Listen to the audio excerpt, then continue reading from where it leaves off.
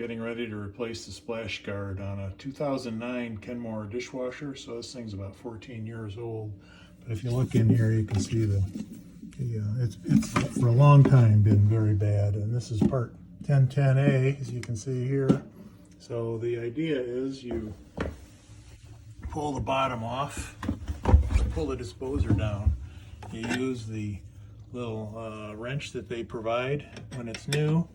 You just turn this, like unscrewing it off the sink bottom, and then you drop it. You only need to drop it about 1 inch.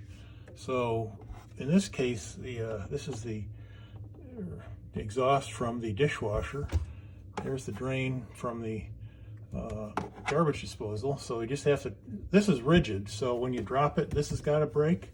So I've undone this, and since the drain level is down here, that's the water level. So this should be dry up here unless you're all plugged up, which you shouldn't. You got bigger problems. So I loosen this up and it's dry. Now I'm gonna drop this thing down.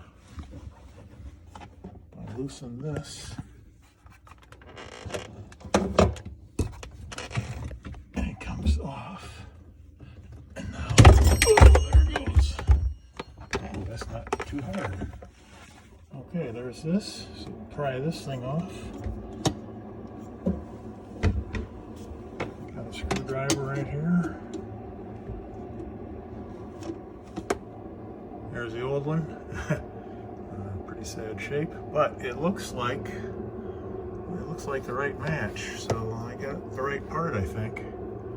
So we'll just snap this guy back in here and put it back together. Should be okay. Hopefully it's that easy. If not, I'll come back and let you know.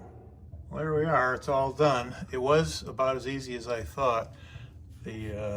Once you loosen this, it fell, as you saw. The tricky part is just having enough pressure, push it up to get all 3 tabs engaged and turning it the right way.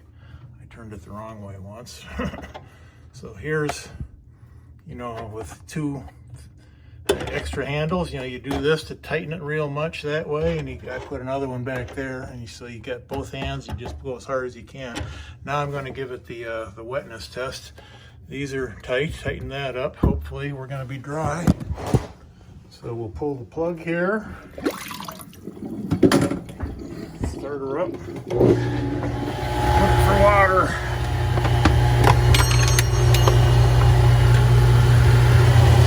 Be okay.